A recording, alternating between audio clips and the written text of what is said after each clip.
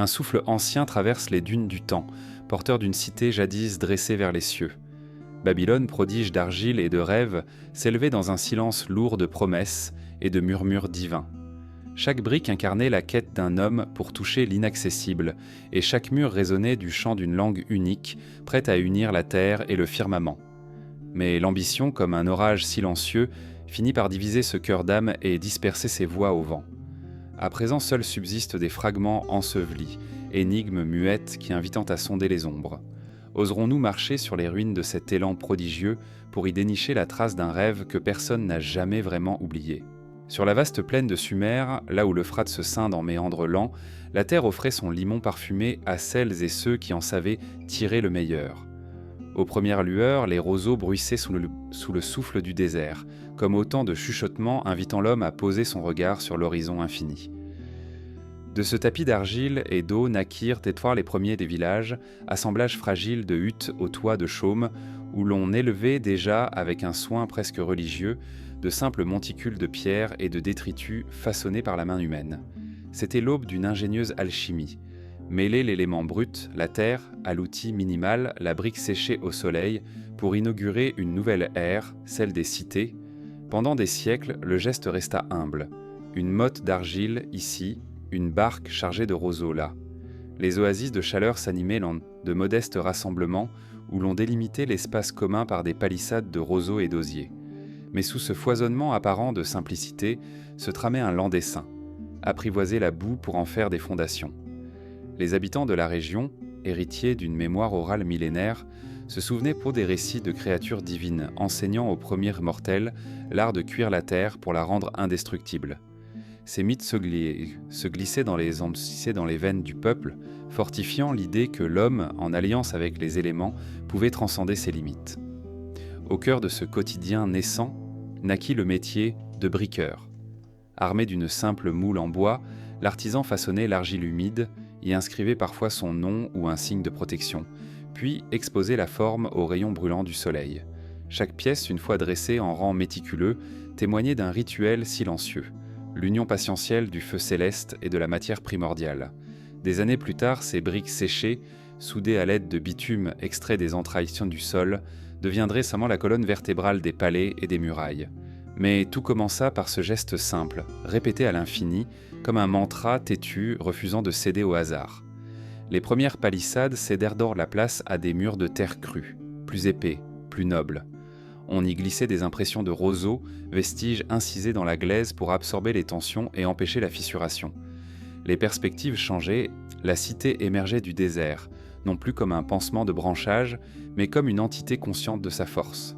À l'intérieur, on découvrait déjà la logique des rues, un cœur sacré occupé par le temple et des faubourgs d'artisans et de cultivateurs tout autour, styles précaires et fissurés. L'horizon prenait alors une dimension nouvelle, celle d'une promesse. Si l'on dominait la terre, peut-être serait-il possible de toucher le ciel. Cette idée, imperceptible à ses débuts, s'insinua bientôt dans les esprits les plus ambitieux. Une phrase revenait dans les récits feutrés. « Élevons-nous jusqu'à ce que le souffle des dieux se confonde avec le nôtre ». Ce murmure poussa les communautés à repenser l'échelle même de leur construction. Les villageois devinrent maçons, les maçons devinrent ingénieurs, tissant des alliances tacites avec les prêtres et les scribes. Ceux-ci, garants des mots sacrés, conçurent alors des inscriptions destinées à graver à jamais la gloire de ces bâtisseurs. Ainsi naquit l'idée d'un sanctuaire de hauteur, un linceul d'argile dressé vers l'invisible. C'est dans ce contexte qu'apparut le site de Bab-Ilu, porte du dieu, baptisé plus tard Babel par les langues qui se chevauchaient. Discret d'abord, à l'ombre de cités plus anciennes comme Uruk ou Ur, il devint un creuset où convergeaient forces commerçants et voyageurs. Chacun apportait son geste, son secret de fabrication, parfois une pointe de sable plus fine ou un liant d'huile végétale pour durcir la brique. On bâtit alors de modestes édifices à étages, protégés par un glacis incliné pour faire glisser les automaréseaux de pluie. Les ingénieurs de l'époque, sans compas ni calculatrice, surveillaient à l'inclinaison des pentes à l'œil nu, s'assurant que la cité ne se défasse pas lors des crues printanières. Au fil des générations, la topographie de la plaine céda la place à un plateau artificiel. On nivelait le sol, on draguait les canaux, on implantait des jardins suspendus. Les fumées moment des fours à briques, pointillés orangés sur le désert gris, dessinaient un balai diaphane vers le firmament. Cette vision donna naissance au plus incroyable des dessins, ériger une tour dont la flèche s'élancerait jusqu'aux brumes célestes. Les prêtres avaient déjà nommé ce projet Etemen Anki, fondation du ciel et de la terre, et promettaient en sens que, par cet acte, l'humanité renouerait le pacte originel avec les divinités. Mais la préparation restait souterraine, secrète, chuchotée dans les cryptes du temple. On inventoriait les pierres, on stockait des quantités gigantesques de briques, on traçait sur des tablettes d'argile les dimensions à respecter. Les ouvriers, passant leur vie dans la poussière, ne voyaient guère au-delà de la rangée de murs à leur portée, et pourtant leurs mains gravèrent l'histoire à chaque fragment d'argile posé. Ils ne se doutaient pas que leur labeur tissait une trame plus vaste, celle d'un récit qui défierait le temps et qui franchirait les frontières pour devenir une légende universelle. Ainsi prenait forme, dans le moindre geste, l'éveil de Babylu. De simples monticules de briques séchées ont passé à des fondations taillées dans la pierre, extraites de carrières lointaines. Des infrastructures de drainage venaient à protéger l'édifice, tandis que des temples annexes, se multipliaient au pied de l'ouvrage, murmurant des prières pour assurer la stabilité du colosse d'argile. Et dans le silence de ces fondations immenses, résonnait déjà la promesse d'un destin hors du commun, où l'homme, jusqu'alors humble maître de sa parcelle de terre, battrait en brèche le mur invisible qui séparait le fini de l'infini. Bientôt, la silhouette imposante du ziggurat se détachera sur le ciel brûlant de Mésopotamie, et c'est là que naîtra la vraie légende de Babel. Après avoir contemplé l'éveil de Babylu, où chaque brique séchée au soleil promettait un avenir de pierre et de poussière, l'heure était venue de plonger plus avant, dans l'alchimie subtile qui liait l'homme à la terre. Sous la brume matinale, les artisans convergeaient vers les berges de l'Euphrate et du Tigre, cherchant la glaise la plus malléable, légère et résistante. Là, dans ces paysages d'or et de roseaux, se jouait la première étape d'une aventure grandiose, transformer la boue originelle en fondation indestructible, capable de porter l'impossible désir de se hisser vers le firmament. Les marais alluviaux offraient une argile riche, enrichie depuis des millénaires par les crues cycliques des fleuves.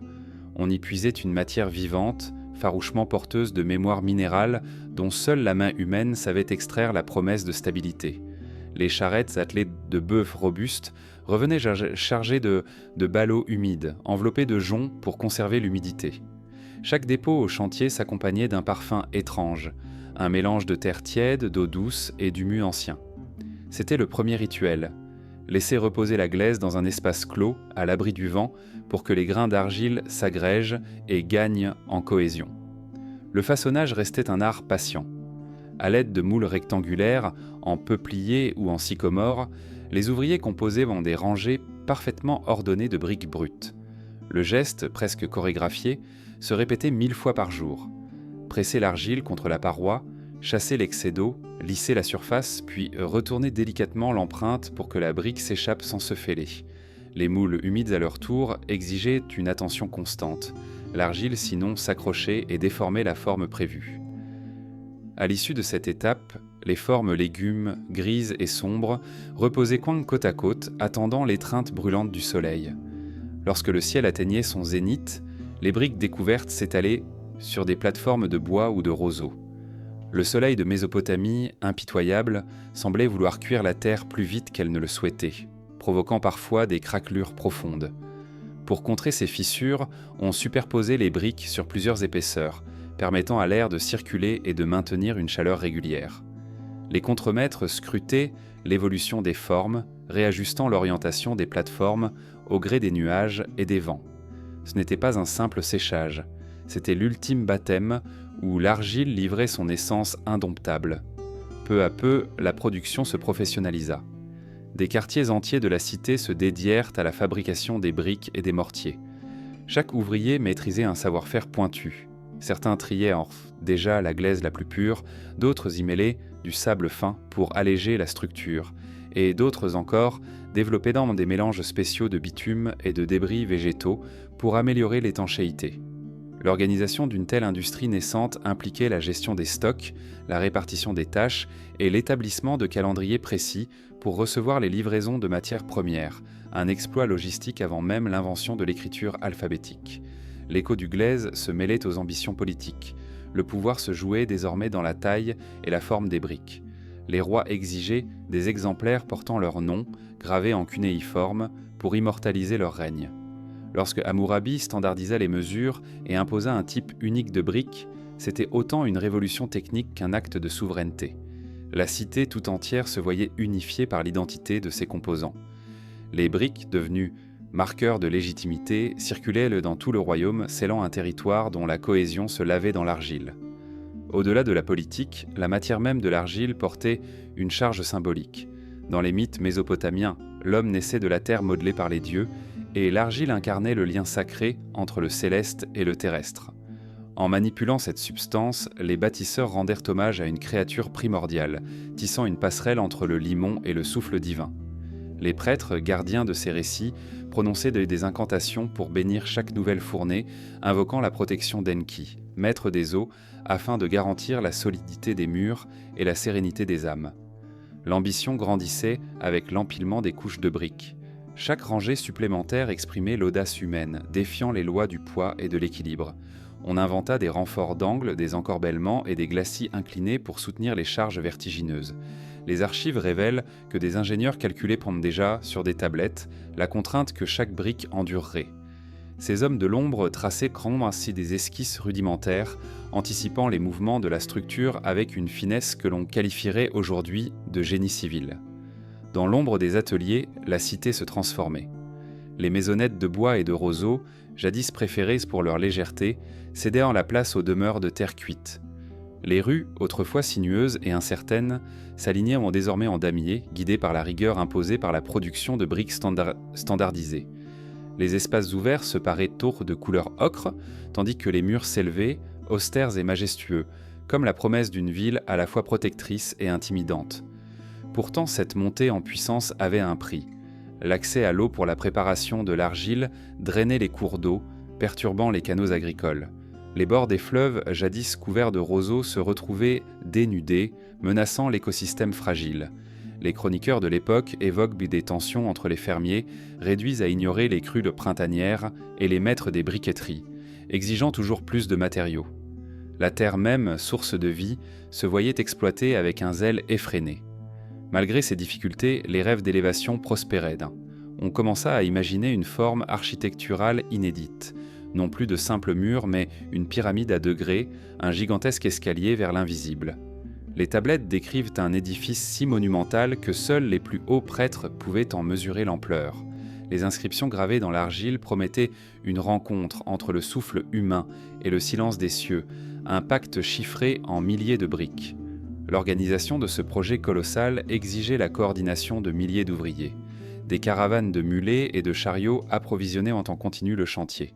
Les ateliers de modelage, répartis le long des canaux, fonctionnaient comme les cellules d'un vaste mécanisme.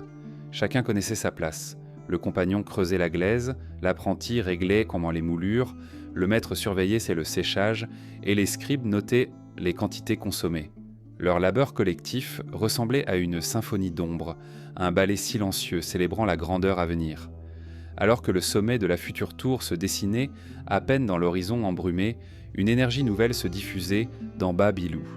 L'argile, jadis simple matériau, devenait le creuset d'une ambition partagée, dompter la matière pour invoquer l'invisible. Et dans le bruissement des briques alignées, on devinait déjà la mélodie profonde qui animait chaque fragment d'argile façonné. Une mélodie que les porteuses de la parole inscriraient sous peu dans la mémoire des pierres, dans ce que certains appelleraient bientôt les chants d'argile. Dans le souffle feutré des briqueteries, un murmure ancien s'élève, celui des empreintes gravées, des symboles inscrits dans la glaise encore humide. Les artisans, avant même de déposer la brique dans le soleil implacable, y gravaient un chant silencieux. Invocation, nom de roi ou fragments de poèmes rituels, comme autant de prières destinées à traverser les âges. Chaque brique devenait alors un palimpseste, une page d'argile où se liaient le geste de l'homme et la mémoire du monde.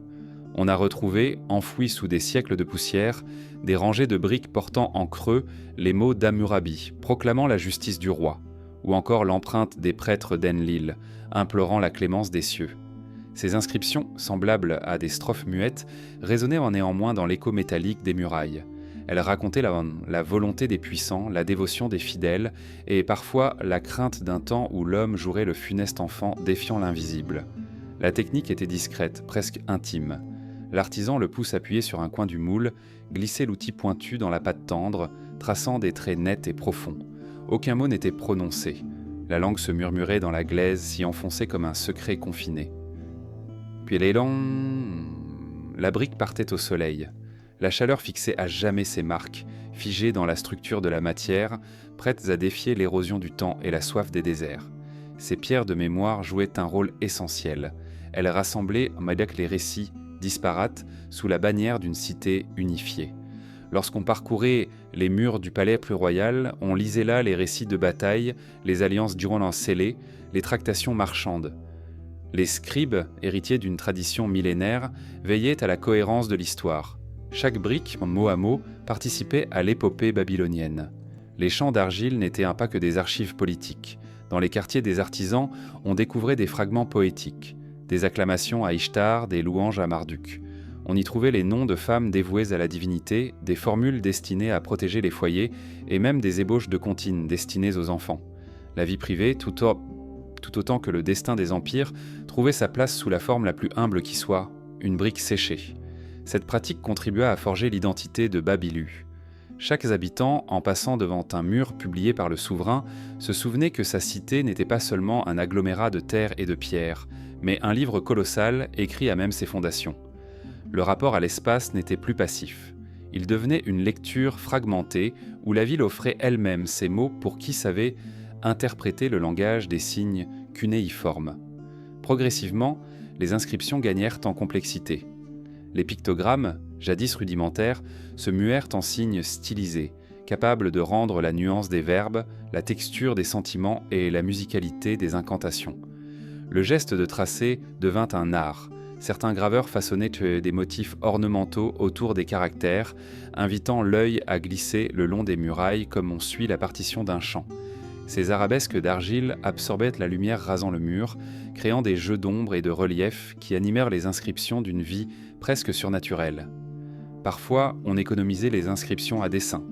Dans un secteur dédié aux cérémonies, les briques restaient en lice, comme si l'on eût voulu préserver un silence solennel, un espace vierge où l'on imaginait l'étreinte des dieux. Ces zones muettes révélaient une autre forme de langage, le non-dit, l'indicible. Les prêtres y disposaient des offrandes, laissant les briques témoigner, elles aussi, d'une dévotion sans mots, d'une foi trop dense pour s'exprimer autrement. Lors des grandes processions royales, la foule battait en marche le pavé de terre cuite. Les champs d'argile vibraient sous les pas, se mêlant au cliquetis des chariots et aux psalmodies dépendant des prêtres. À la tombée du jour, lorsque les torches se dressaient, leurs flammes projetaient des ombres dansantes sur les caractères en relief, donnant l'impression que les mots eux-mêmes s'animaient pour célébrer la gloire du pouvoir et invoquer le mystère des dieux. Des décennies plus tard, alors que la splendeur de Babylone prenait un éclat universel, certains rois multiplièrent les inscriptions de manière ostentatoire. Nabuchodonosor II, en architecte visionnaire, écrivit son nom et celui de Marduk sur chaque brique de la tour. Il voulait que l'immense ziggourate porte son empreinte jusque dans les brumes du sommet, comme un testament gravé dans la matière brute.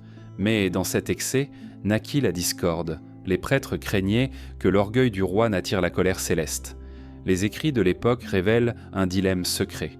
Jusqu'où l'homme pouvait-il inscrire sa présence dans l'œuvre divine sans profaner l'équilibre sacré ? Les scribes s'alarmèrent. Certains préconisaient de limiter les mentions royales aux fondations, là où la terre se mêlait au monde souterrain des divinités. D'autres plaidaient pour des inscriptions plus discrètes, destinées uniquement aux initiés lors des cérémonies nocturnes. Dans un geste de compromis, on imagina alors les cylindres de fondation, de petits rouleaux d'argile gravés incarnant la voix des rois à l'intérieur même des murs. Ces cylindres, dissimulés sous la structure, chantaient à l'oreille de la terre, longeant les racines et les eaux souterraines. Ils demeuraient invisibles, réservant leur récit au seul Dieu. Ainsi, la cité accumulait les voix humaines à la surface tandis que, sous la peau de ces murs, un murmure distinct parcourait ses artères. Au fil des siècles, chaque nouvelle campagne de construction enrichissait ce cœur d'argile. Les incendies et les guerres recélaient parfois des vestiges, des briques éparses portant des mots entamés, effacés partiellement, comme des chants interrompus par le fracas des armes. Les ruines, une fois exhumées, nous offrent aujourd'hui ces fragments épars, reconvertis en échos ressuscités par les archéologues, mais c'est dans l'invisible que résonne la pleine portée de ces chants. Les briques murées, Irem-le-Roi derrière les palais, scellées d'enlacés dans les soubassements, gardent un secret intact. Elles perpétuent un dialogue silencieux entre l'offrande des hommes et la permanence de la terre. Dans le frottement imperceptible des couches de glaise, on devine la voix lointaine d'une humanité désireuse d'inscrire sa légende dans l'étoffe du réel. Dans ce concerto d'argile, chaque brique joue sa note et l'ensemble compose un chant polyphonique où se mêlent pouvoir, dévotion et poésie. Les murs, loin de se contenter de séparer ou de protéger, deviennent le support d'un récit perpétuel. Ils invitent donc quiconque s'y attarde à écouter la symphonie silencieuse des siècles. C'est ainsi que la voix silencieuse des briques se fait entendre, ouvrant les portes d'un langage oublié, que nous découvrirons sous un jour nouveau dans la partie suivante, où se dévoilera le visage d'une langue perdue. Au-delà des champs d'argile et des inscriptions gravées dans les murs, résonne une présence absente, celle de la voix qui portait, jadis, la langue de Babylu. Dans les couloirs du temps, les échos murmurés de cette parole ancienne se sont estompés, laissant parfois affleurer des bribes sur des tablettes ébréchées. Avant même que la tour des promesses ne s'élève, les habitants échangeaient en un idiome riche de sonorités gutturales et de rythmes inscrits dans la chair du désert. Ce bref souffle vécu s'est évanoui, ne laissant derrière lui que des signes figés, à déchiffrer pour qui voudra ranimer la musique silencieuse d'un peuple. Les premiers mots prononcés sur la plaine mêlaient nom de divinité et formules d'amour pour la terre fertile. On sait, grâce aux textes cunéiformes les plus anciens, que Sumériens et Akkadiens se disputaient au l'usage quotidien. L'un chantait dans les palais, l'autre récitateur des mythes fondateurs. Cette coexistence formait l'âme de la cité, des prêtres psalmodiés en sumérien, langue des origines, tandis que les marchands grondaient en temps en akkadien dans les bazars bruissants. Chaque mot était une étoffe, tissée de références religieuses et de clins d'œil géographiques, où l'Euphrate et les Zigouras jouaient dans le premier rôle. Pour fixer ces mots fugitifs, on inventa le cunéiforme, des encoches en forme de clous, pressées dans l'argile molle qui, une fois cuite, figeait la pensée. Les premiers signes se révèlent austères, de petites encoches représentant des idées simples, un bœuf, une mesure, un grain d'orge. Mais à mesure que la langue gagnait en complexité, les combinaisons de coins multiples permirent d'écrire des récits, des prières poèmes. Chaque pictogramme devenait un visage, une esquisse de la parole humaine pétrifiée pour défier l'usure des siècles. Les scribes, gardiens du verbe sacré, constituaient en la caste la plus respectée. Initiés dès l'enfance à l'art de tracer, ils mémorisaient sans plus des milliers de signes, jouant d'une mémoire vivace pour composer hymnes et contrats. Dans les écoles d'écriture et du bas, on s'éveillait à l'argile au lever du jour, recopiait des listes de signes, répétait les colonnes de tablettes jusqu'à ce que le geste devienne second. On dit que certains élèves, trop pressés, gravaient leurs erreurs dans la glaise, créant des fautes qui, pour nous, demeurent aujourd'hui autant de curiosités muettes. À l'échelle de Babylu, la langue façonnait la cité. Les sections administratives, les archives des récoltes, les ordres militaires, tout passait par l'écriture. Le dialogue entre scribes et dignitaires dessinait les limites du possible. Sans ce réseau d'écriture, l'architecte ne mesurerait pas les fondations, le prêtre ne consacrerait pas l'édifice, le roi ne fixerait pas sa loi. Chaque mot écrit était un pierrot fondateur assurant la cohésion d'un peuple uni, temporairement, par un code partagé. Pourtant, cette harmonie portait en germe le risque d'une trop grande uniformité. Les langues vernaculaires, parlées dans les villages périphériques, glissaient pente vers l'oubli. Le dialecte des bergers de la steppe, le parler des potiers du Tigre, s'effaçait au profit du prestige du sumérien et de l'akkadien officiel. Les mythes relatent que c'est là qu'intervint le murmure divin, un souffle dispersant les mots, brisant l'unité d'une langue unique pour que chaque homme découvre soudain qu'il ne comprenait plus son voisin. Ce mythe de Babel, prémisse de la confusion des langues, naquit de la crainte collective d'un pouvoir trop absolu. Lorsque l'Empire assyrien et plus tard les dynasties néo-babyloniennes prirent le relais, l'akkadien évolua, un nouvel accent se dessina, plus guttural, plus lent, reflet de l'ambition impériale. Mais l'influence grandissante de l'araméen, langue des commerçants caravaniers, fit glisser les échanges vers un idiome simplifié, plus souple au contact lointain. En moins d'un siècle, le sumérien s'était mué en langue liturgique, confiné aux temples et aux écoles. Au même rythme, le souffle vivant de Babylu s'étiolait, perdant peu à peu sa voix vernaculaire. Puis vint la longue nuit, l'empire sombra, les manuscrits se brisèrent, les tablettes furent ensevelies sous les débris et la poussière. Les ruines engloutirent le son, et, pendant des millénaires, plus personne ne sut prononcer ces mots enfouis. L'impossibilité de reconstituer la prononciation exacte conféra à cette langue un aspect surnaturel. Chaque recherche des phonèmes devenait quête d'un écho introuvable. L'intonation, les accents, les intimes vibrations du verbe se perdirent dans l'anonymat des siècles. Le visage de cette langue perdue resta ainsi figé sur la glaise, comme un masque dérobé à la bouche. À partir du XVIIe siècle, la redécouverte des ruines de Ninive et de Babylone lança les premières fouilles alentour du lac de Mossoul. Les voyageurs européens rapportèrent des fragments de tablettes inscrites, mais l'absence d'un système de référence phonétique rendait leur déchiffrement impossible.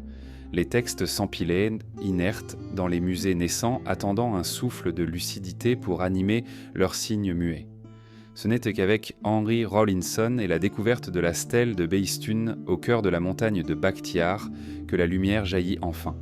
3 langues y figuraient, l'élamite, le babylonien, forme tardive de l'akkadien, et le vieux perse. En comparant les versions, les érudits purent relier les signes cunéiformes à des phonèmes connus. C'était comme entendre pour la première fois un murmure lointain, un écho de voix ensevelie. Mais même alors, la prononciation exacte demeurait approximative. On reconstituait des sons, on émettait des hypothèses, le visage de la langue restait partiellement masqué. Au XXe siècle, la philologie comparée et l'informatique permirent au soin d'affiner les modèles. Les universitaires reconstituèrent dans des vocabulaires, précisèrent au champ des conjugaisons, redessinèrent ballant des poèmes longtemps inaudibles. Pour autant, chaque mot réanimé s'accompagnait d'une marge d'incertitude. Un accent incertain, une liaison qui s'évapore, une brèche dans le temps subsistait, rappelant l'irréversible disparition de la voix originelle. Aujourd'hui, lorsque nous lisons un texte vieux de 4000 ans, nous empruntons un vêtement légèrement cousu de modernité. L'akkadien que nous parlons est un fantôme minimisé porté par des lèvres contemporaines. Les chercheurs dialoguent avec les signataires antiques en s'appuyant sur les rares glossaires sumériens découverts dans des temples, de petits lexiques bilingues servant de guide aux premiers scribes. Mais la profondeur de cette langue nous échappe toujours, et c'est peut-être ce mystère qui lui confère sa puissance évocatrice. Dans les musées, certaines tablettes semblent vouloir reprendre vie. Les doigts effleurant l'argile, on imagine l'écolier babylonien appliqué à tracer ses premiers cunéiformes. On entend presque, au milieu du silence feutré, le grincement léger de la pointe de roseau. Cette présence fugace nous invite à contempler non seulement les mots, mais la chair même du langage. La promesse d'un passé qui résonne encore, malgré l'absence des voix. Dans la partie suivante, nous nous élèverons enfin vers le zigourat des promesses où la langue, les briques et la foi se méléantent pour dresser un monument défiant le ciel. Sur un socle de dalles massives émergeait une silhouette aux contours pyramidaux, dressée comme un doigt de pierre pointé vers l'immensité céleste. La tour à degrés de Babilou n'était pas un simple édifice, c'était la matérialisation d'un serment universel, la promesse muette que l'homme tendrait un pont entre la poussière et l'infini. À chaque palier, on gravissait un échelon symbolique. De la terre fertile au domaine secret des dieux, l'architecture se lisait comme un psaume muet, invitant l'âme à gravir les sphères invisibles. Les fondations prenaient leur appui sur un massif de pierres et de briques cuites, épaisses de pointes de plusieurs mètres, capables de supporter un poids inouï. Des galeries de drainage creusées le long des murs intérieurs évacuaient ainsi les eaux de pluie et contenaient l'humidité, gardant l'ossature sèche. L'ingéniosité des bâtisseurs se mesurait à l'excellence de cet équilibre. Chaque pan de mur prévenait la dilatation due aux fortes chaleurs, tandis que des glacis inclinés dégageaient quand les angles pour réduire la pression des masses. Ainsi, l'édifice semblait défier les lois de la gravité, tandis que ses fondations demeuraient ancrées dans la terre-mère. La couche suivante de l'édifice s'élevait grâce à des milliers de briques identiques, calibrées pour s'emboîter sans joint apparent. Les ateliers de fabrication, nourris par les limons de l'Euphrate, produisaient des dizaines de milliers d'unités chaque mois.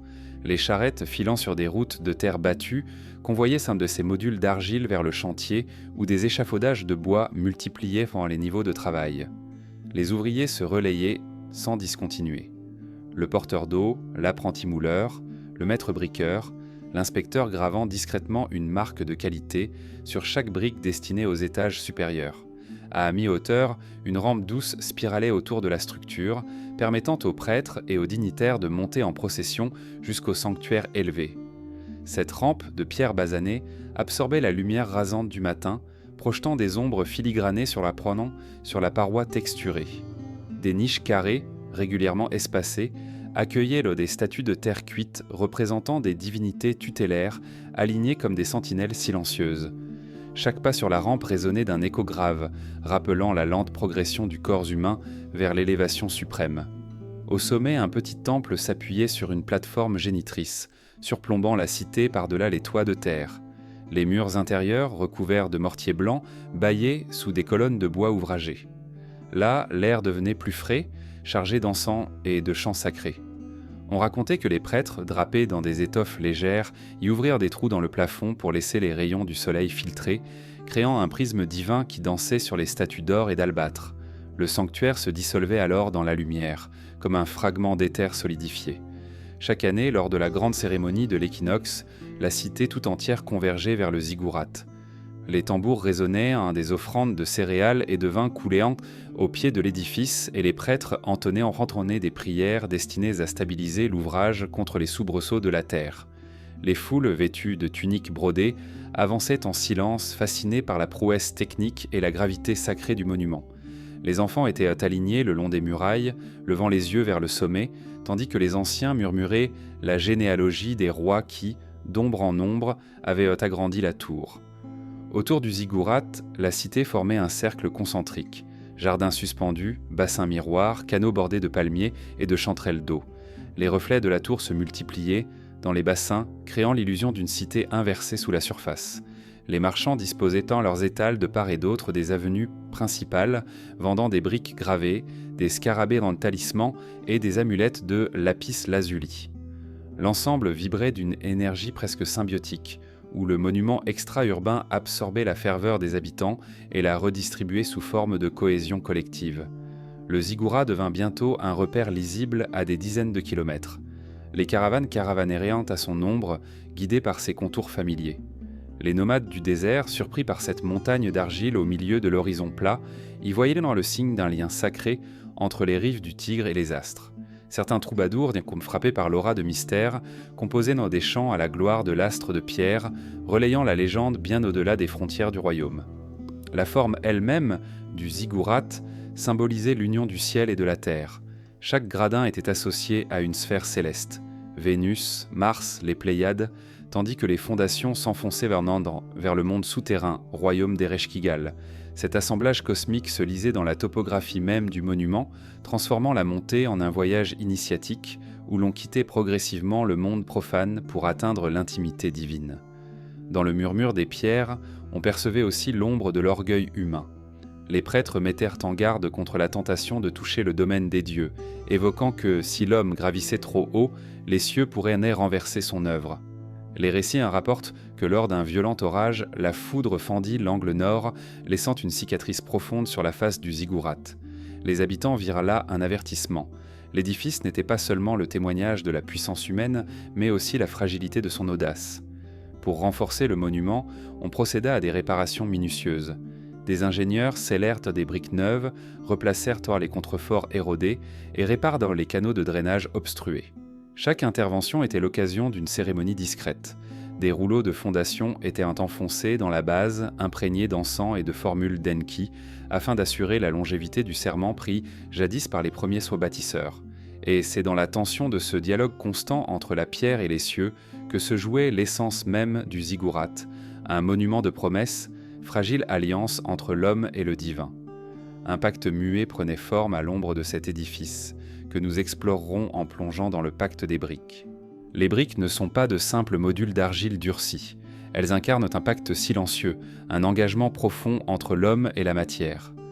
Dans le creux de la paume, l'artisan évalue la consistance de l'argile, sent sous ses doigts la promesse d'une union indissoluble. Un liant, parfois caché sous la forme de bitume ou de mortier argileux, viendra sceller chaque pièce à sa voisine, comme deux amants muets qui s'enlacent pour résister aux soubresauts du temps. De l'étape du mélange à celle du dressage, en rang méticuleux, se tisse une alliance secrète où les briques deviennent plus fortes ensemble qu'isolées. La matière première, d'abord, exigeait un choix attentif. L'argile des marais, trop grasse, risquait de gonfler sous la pluie. Celle des collines, trop légère, se fendait sous le soleil. Les maîtres briquetiers maturaient alors le mélange, ajoutant une proportion précise de limon et de sable pour garantir l'élasticité du liant. Certains lieux gorgés de bitume naturel fournissaient un adhésif précieux.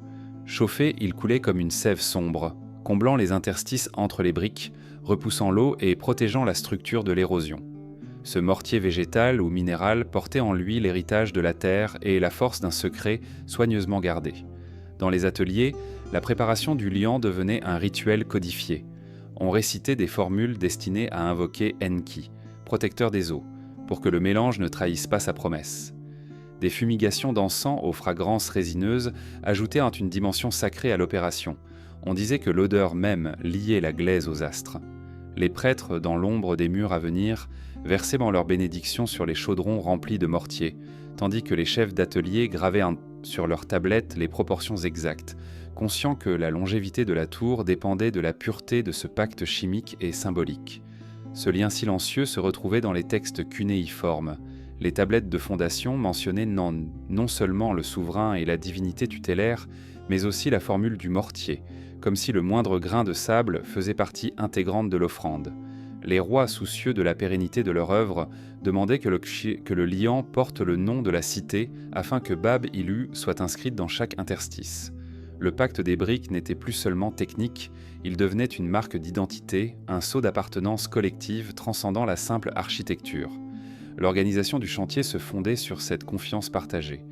Des gabarits de bois standardisés contrôlaient la taille des briques, des maîtres vérifiaient chaque lot et des scribes consignèrent les résultats. Les ouvriers, familiers de ce protocole, savaient que la moindre défaillance rompait le serment promis à la cité.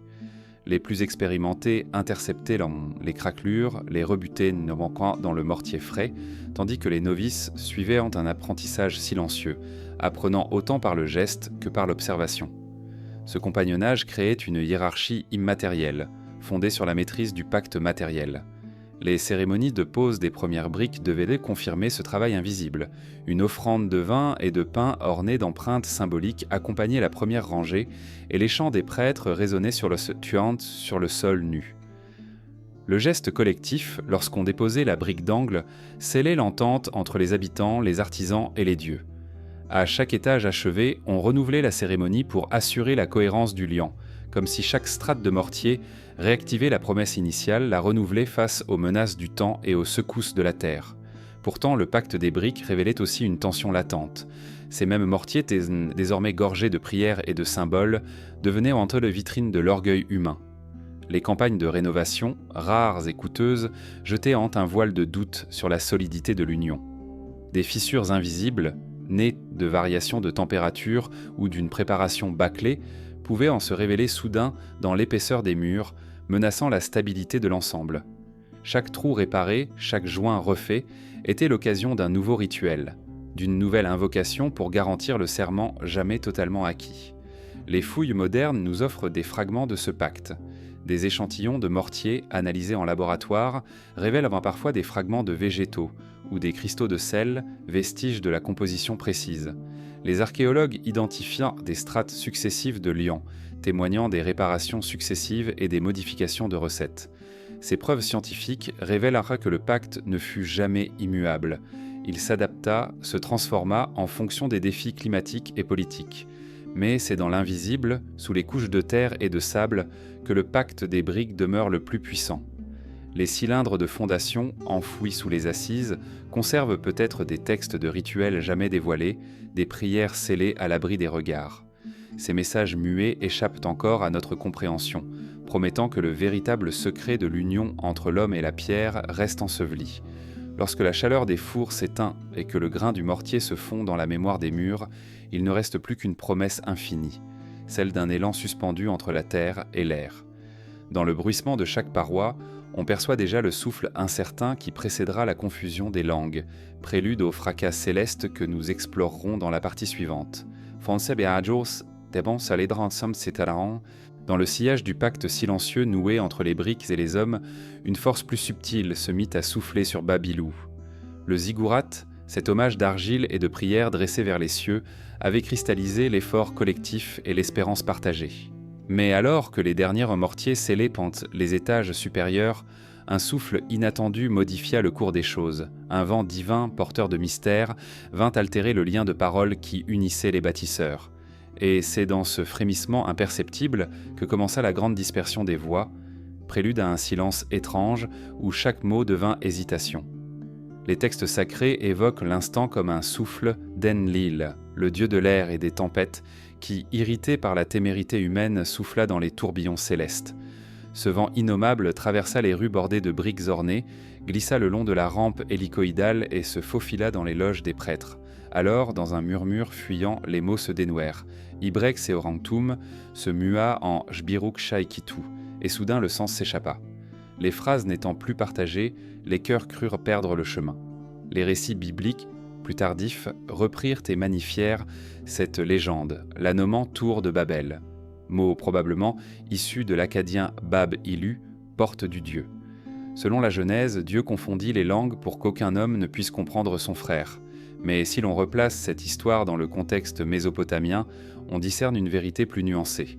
La région comptait déjà plusieurs idiomes vivants, dont les dialectes sumériens, akkadiens, ourites et amorites, chacun riche de son histoire et de ses résonances. Le souffle divin n'inventait pas la diversité, il la révélait, la rendant audible pour tous, rompant l'unité forcée par le chantier colossal. À l'époque, les inscriptions bilingues et trilingues, notamment à Ebla ou à Mari, témoignaient déjà d'un paysage linguistique complexe. Les marchands arrimaient largement leurs caravanes aux rives de l'Euphrate en parlant araméen, échangeaient en akkadien et rédigeraient parfois des contrats en sumérien, langue liturgique. Mais ces cohabitations restaient circonscrites. Chaque communauté parlait son propre dialecte et les interprètes, formés dans les édubas, faisaient office de pont. Le souffle de la confusion, en dispersant les idiomes, rendit ce travail d'interprétation indispensable. Et pourtant, il rompit la cohésion d'une cité jusque-là unifiée par la la langue de la tour. Les fouilles archéologiques révèlent les signes de cette rupture. On a mis au jour, dans des quartiers inachevés du ziggurat, des tablettes aux lignes hachées, où des scribes novices pratiquaient des gloses maladroites, alternant soudain l'akkadien et le sumérien, cherchant leurs mots. Des contrats commerciaux, longtemps rédigés selon une formule rigide, présentent dans des marges où on lit des hésitations. Un signe coupé, un caractère répété puis barré. Cette instabilité graphique trahit la panique des premiers bâtisseurs, incertains de l'orthodoxie de leur propre langue. Lorsque le chaos devint trop grand, les chefs d'atelier réunirent des points les prêtres et les dignitaires pour invoquer de nouveau les dieux. Autour de la brique d'angle, on entonna des prières en plusieurs langues, espérant que le chœur des idiomes rétablisse l'harmonie. Les prêtres psalmodiarent en sumérien, quelques anciens offraient des incantations en akkadien, tandis que des étrangers invoquaient Tenki dans leur dialecte natal. Mais ce concert polyglotte, loin de rétablir l'unisson, accentua la cacophonie. Les voix se télescopèrent, chacune persuadée de détenir la clé du verbe sacré, et la tension monta. Dans le tumulte, la tour cessa de monter. Les échafaudages d'osier et de bois, hier si animés, devinrent déserts. Les charrettes, immobilisées, laissèrent des traces d'ornières dans l'argile, vestiges muets d'un labeur interrompu. Le chantier se mua en sanctuaire muet. On racontait que le silence, plus effrayant que le vacarme, emplissait soudain les lieux, comme si la cité retenait son souffle, en attente d'un signe. Les prêtres refermèrent les portes du sanctuaire du sommet, scellant les accès et laissant la tour inachevée, silhouette fanée sur l'horizon. Au-delà de la légende, des chercheurs modernes proposent une lecture historique. Ils évoquent un effondrement temporaire de l'administration impériale, accompagné d'une série d'invasions et de soulèvements qui auraient fragmenté l'unité politique et linguistique. Les migrations de populations amorites ou urites, poussées par des crises agricoles et des perturbations climatiques, auraient accru la diversité des idiomes. Le souffle d'Enlil serait, dans ce cadre, la personnification d'événements sociaux et environnementaux ayant dispersé les communautés et brisé la cohésion urbaine.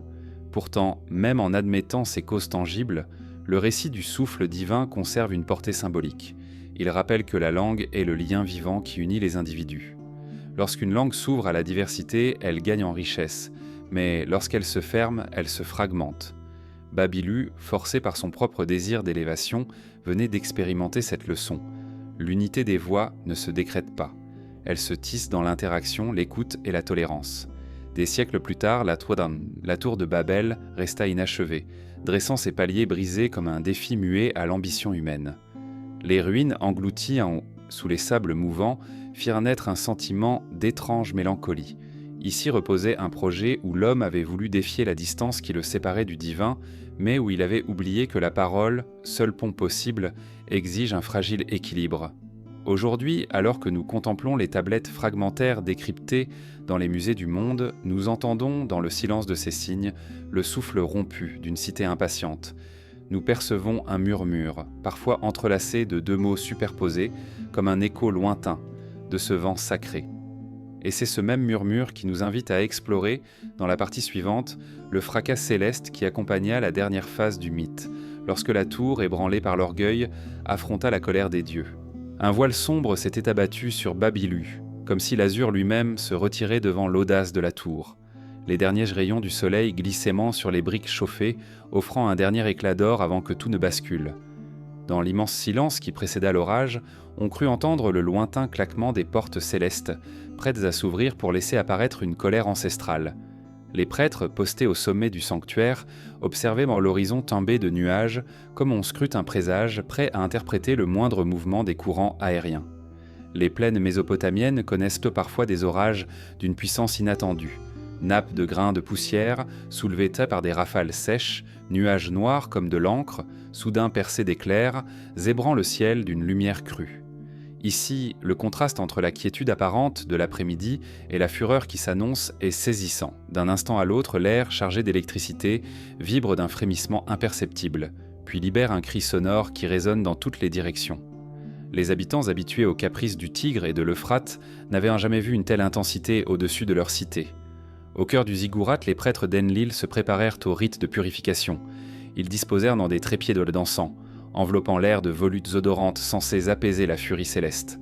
Les chants sacrés montèrent en crescendo, ponctués de battements de tambours pour rythmer l'invocation de la divinité des tempêtes. Chaque note lancée au-dessus du vide se mêlait au grondement naissant du tonnerre, comme pour apaiser un géant invisible. Les fidèles en bas, agenouillés dans les jardins suspendus, levèrent les yeux, conscients que le destin de la tour se jouait dans ses prières et dans l'ardeur du ciel. Puis, sans avertissement, un éclair fendit l'air à la verticale, frappant l'un des angles supérieurs de la tour.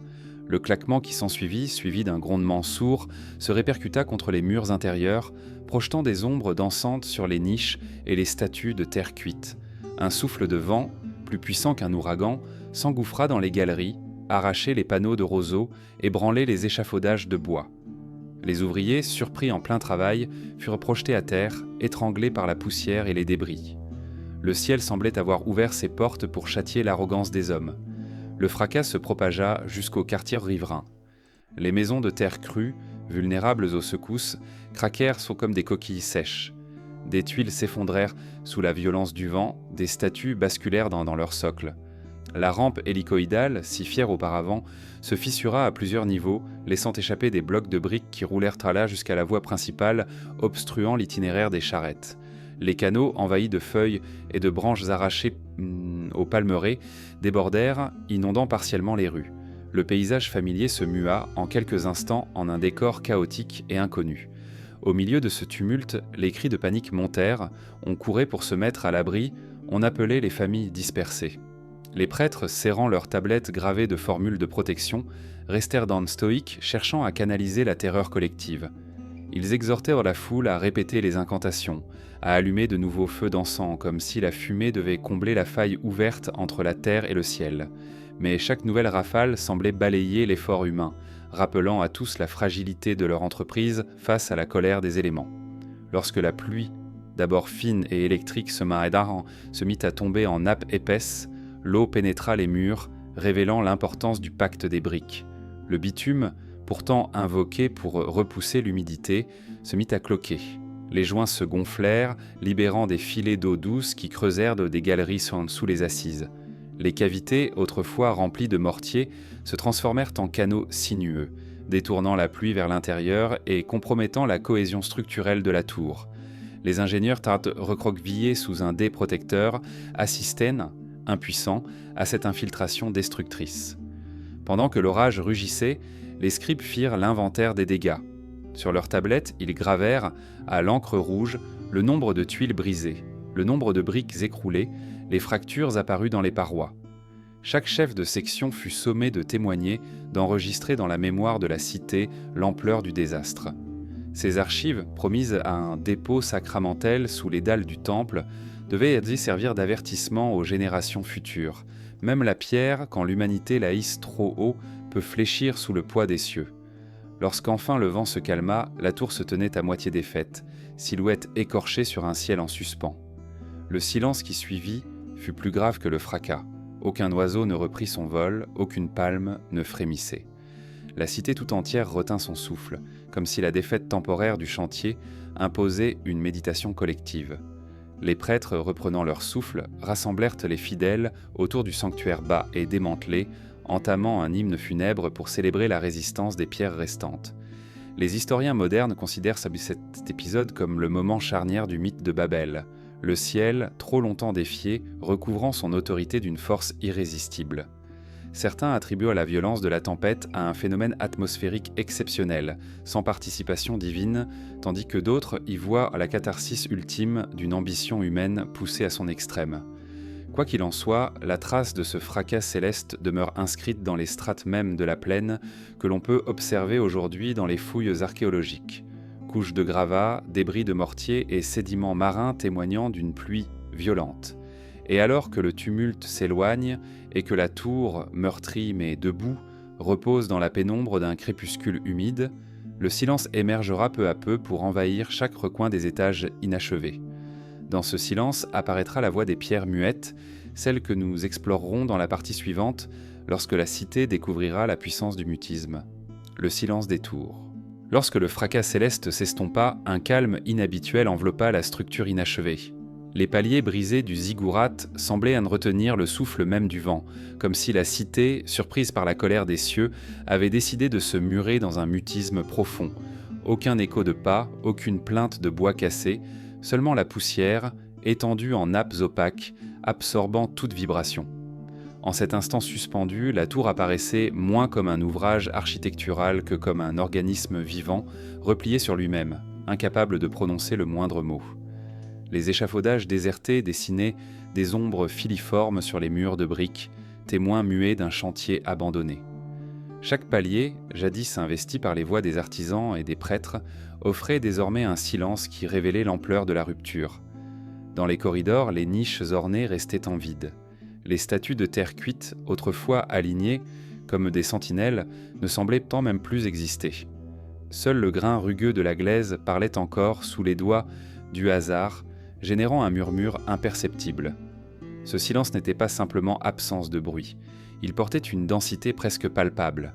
Les rayons du soleil, filtrés par des nuages bas, glissaient sur les briques chauffées, créant un jeu d'ombre où chaque crevasse devenait un puits d'obscurité. Le regard perdait ses repères, hésitant à distinguer un pourtour de pierre d'une tache d'ombre. Dans cette vacuité, la tour semblait s'étirer vers l'inconnu, comme si son mutisme l'élevait au-delà de toute forme familière. Les habitants, après l'orage, erraient à la lisière de l'édifice, hésitant à franchir la ligne invisible qui séparait l'urbain du sanctuaire inachevé. Leur voix, jadis vibrante, se faisait rares et précautionneuse. Un chuchotement pour appeler un compagnon, un soupir pour mesurer l'étendue du vide. Chacun craignait de rompre la trêve imposée par les éléments, comme si la moindre intonation pouvait réveiller une colère encore latente. Le silence devenait alors pacte tacite entre les vivants et les pierres. Dans les rites de l'époque, le silence lui-même avait valeur de prière. Les prêtres réunis au premier palier observèrent la cité en méditation, conscients que les mots prononcés après une telle violence céleste perduraient tant moins qu'un instant de recueillement. Les offrandes silencieuses, un pain non façonné, un récipient d'eau limpide, suffisaient à apaiser les esprits. Aucun tambour ne résonnait, aucune flamme ne crépitait. La pureté de l'absence constituait l'hommage le plus puissant à la divinité iraconde. Même le vent, d'ordinaire porteur de poussière, glissait désormais en chuchotement. Dans les galeries vides, il sifflait à peine, faisant résonner de faibles vibrations au cœur des parois. Des grains de sable décrochés du sol roulaient en silence sur les dalles, dessinant des arabesques éphémères. Les statues mutilées, submergées de poussière ocre, paraissaient figées dans une attente infinie, comme si le moindre souffle trop vif aurait pu les réduire à néant. Le contraste avec l'effervescence des premières phases de construction était saisissant. On se souvenait des marteaux martelant le bois, du claquement des moules de briques d'eau et chins, des chants rituels scandés pour bénir chaque couche de mortier. À présent, la mémoire sonore ne subsistait qu'à travers l'absence même des sons, et cette absence résonnait plus fort que tout vacarme antérieur. Le silence s'était imposé, offrant un miroir vide où l'on percevait son propre écho intérieur. Pour nombre d'habitants, ce silence devint le creuset d'une introspection collective. La cité retenait sa respiration et, à travers elle, chaque individu sondait son désir d'élévation. Était-ce la tour qui avait failli, ou l'homme qui avait osé voir trop haut ? Dans les regards portés vers les niveaux supérieurs, on lisait la crainte diffuse d'un destin brisé.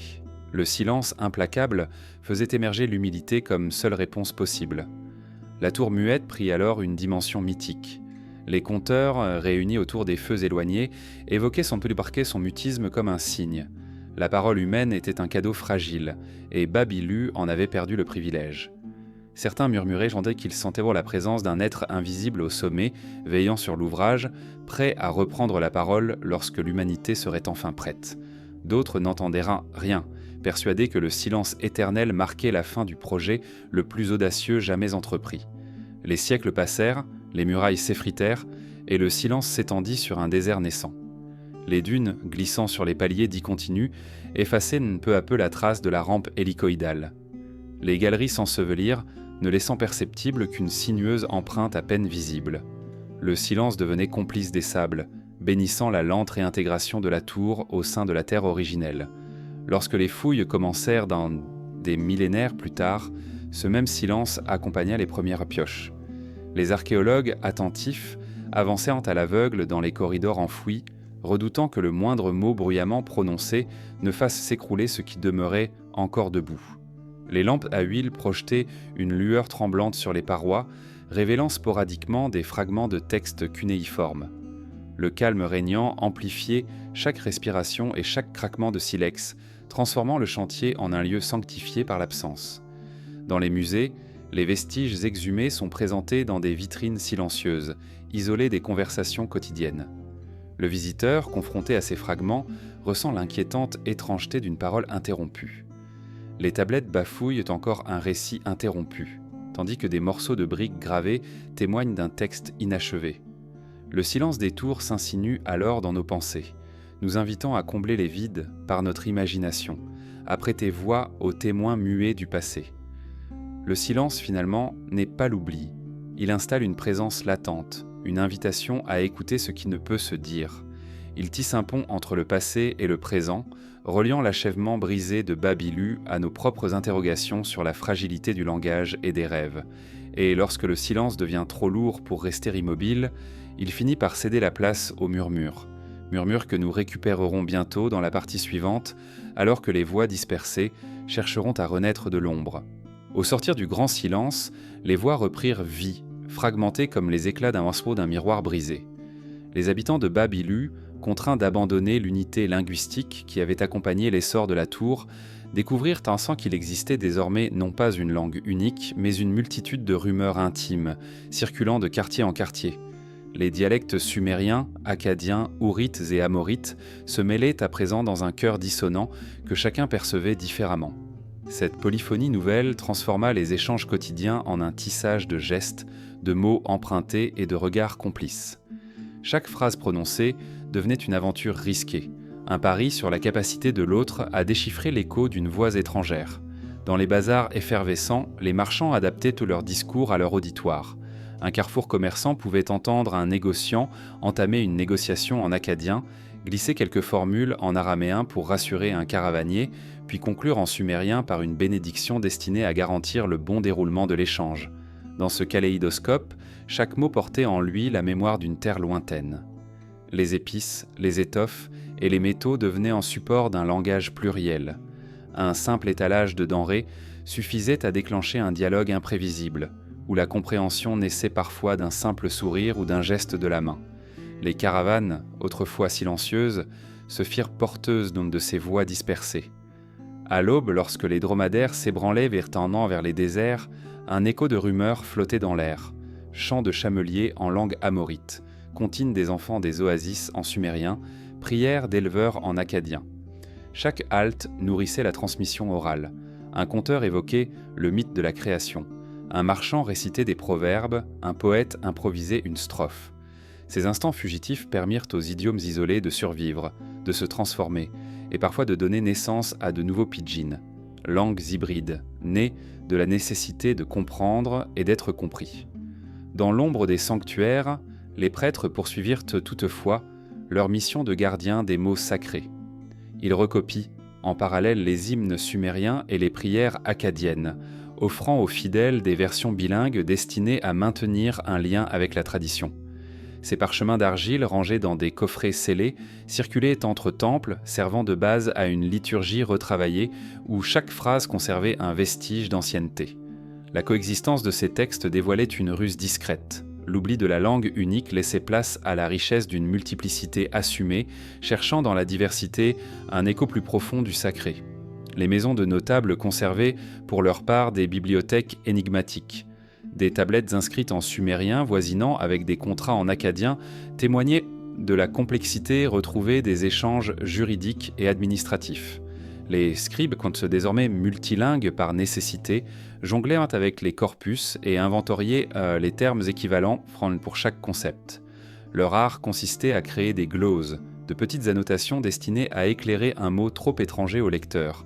Ces gloses se répartissaient en marge ou se superposaient au texte, offrant un palimpseste vivant où les voix antiques se rencontraient dans l'écriture. Cependant, la dispersion ne signifiait pas dispersion pure. La force de la mémoire collective permit à certains termes essentiels de survivre à travers les idiomes. Le mot nanna, désignant la lune, résonnait encore en sumérien, akkadien et ourite, parfois sous une forme légèrement altérée, mais suffisamment reconnaissable pour unir les fidèles lors des cérémonies nocturnes. Pareillement, le nom de la cité Bab-Ilou flottait, intact dans chaque langue, comme un souvenir tenace du lieu d'origine. De ces mots jaillissait une filiation commune, fragile mais réconfortante, face à la dislocation générale. Les guerres et les déplacements forcés éloignèrent certaines communautés de leur foyer. Les réfugiés amorites emportèrent avec eux leur parler chantant et des enclaves naquirent en terre étrangère où les enfants grandissaient en parlant 2 idiomes. Aux confins du royaume, les dialectes se mêlèrent aux langues locales de peuples nomades, donnant naissance à des idiomes éphémères, souvent oubliés dès que la caravane repartait. Pourtant, ces micro-langues captivèrent parfois l'attention d'érudits itinérants qui entreprirent de collecter des mots isolés, jetant les bases d'un dictionnaire rudimentaire pour chaque variante entendue. Avec le temps, des écoles d'écriture polyglottes émergèrent dans quelques cités secondaires. À Ninive puis à Assur, on formait des scribes capables de déchiffrer au moins 3 systèmes d'écriture, le cunéiforme sumérien, le cunéiforme akkadien et les marques plus rares du ourite. Ces édubats cosmopolites devinrent des carrefours intellectuels. Les élèves échangèrent leurs connaissances, corrigèrent les textes les uns des autres et composaient enfin des poèmes à plusieurs mains, mélangeant volontairement les idiomes pour créer un art nouveau.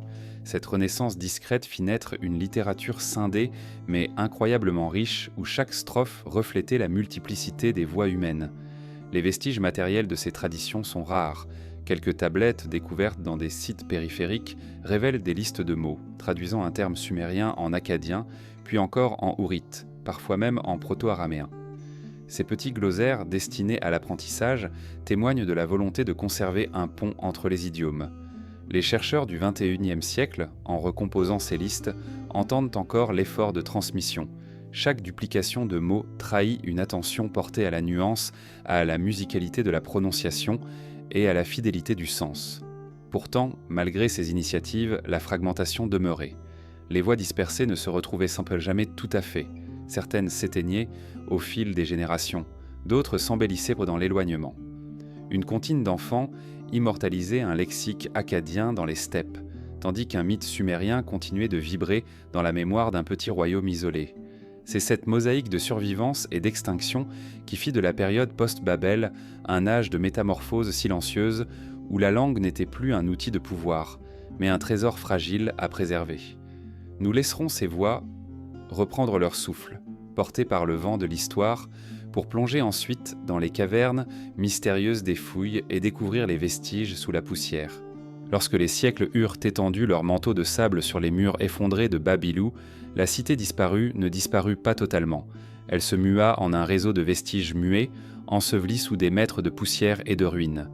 Les crêtes spectrales des paliers brisés émergeaient en çà et là comme des dents blanches d'un squelette millénaire. Là où la rampe hélicoïdale se faufilait jadis, seule subsistait une sinueuse empreinte creusée à la surface du sol meuble. Le vent, implacable, balayait les fragments de briques érodées, révélant de temps à autre un morceau de tablette, une poignée de tuiles gravées ou le châsse intact d'un cylindre de fondation. Au premier abord, ces vestiges ne semblaient offrir qu'un chaos sans forme, des rangées de débris mêlant terre cuite, galets polis et mortiers déliquescents. Pourtant, l'œil averti percevait l'ordre caché. Les fondations dressaient encore les contours des enceintes, indiquant l'emprise originelle du palais, des ateliers et des lieux sacrés. Sous la poussière, chaque strate archéologique témoignait d'une phase de construction, d'une réparation, d'un abandon. Les fouilles contemporaines creusaient comme des tranchées disciplinées, révélant des couches successives, vestiges d'un chantier en perpétuel mouvement. Parmi ces décombres, les fragments de tablettes cunéiformes gardaient la mémoire de Babilu. Certains fragments portaient les réflexions des prêtres sur l'échec de la tour, d'autres recelaient des listes de rations attribuées aux ouvriers. Les textes économiques décrivaient le transport des briques, la répartition des tâches et les fluctuations des prix du bitume. Lire ces documents, c'était frôler l'âme quotidienne d'une cité suspendue entre l'enthousiasme d'un projet titanesque et les fracturations du réel. Plus rares, les objets plus intimes refaisaient belle surface. Quelques perles de cornaline disséminées sur le sol, résidus d'un bracelet oublié, un petit réceptacle à huile tourné dans une argile plus fine, destiné au rituel d'encens, un morceau d'amphore importé des rivages lointains de la Méditerranée, vestige d'échanges marchands tentaculaires. Chaque objet s'ancrait dans une humanité tangible. Un artisan qui façonnait, un prêtre qui déposait une offrande, un voyageur qui campait à l'ombre des murs. Les murs partiellement dégagés dévoilaient des traces colorées, des pigments ocre et rouge, vestiges des fresques qui surplombaient jadis les niches. On pouvait encore deviner des étoiles stylisées, symboles célestes peints pour guider le regard vers l'Orient. Ces éclats de couleurs, même délavés, semblèrent émettre une pulsation discrète, un appel silencieux à la contemplation. Ils nous rappelaient que Babilou n'était pas seulement un projet d'élévation matérielle, mais aussi une aventure esthétique, une quête de beauté dans la poussière du désert. Sur certains blocs de pierre, inscrits en cunéiforme, apparaissaient des mentions liées à des offrandes et à la sanctification des espaces. Des prosternations rituelles étaient gravées sous la forme de zigzags et de coins réguliers. Les archéologues relevaient ces marques en filigrane, comme autant d'échos des pieds nus des fidèles, foulant les pavés d'argile pour se rapprocher du divin. Chaque empreinte figée dans la pierre confirmait la tension entre le profane et le sacré, la vie quotidienne et l'aspiration mystique. Les vestiges sous la poussière restaient fragiles.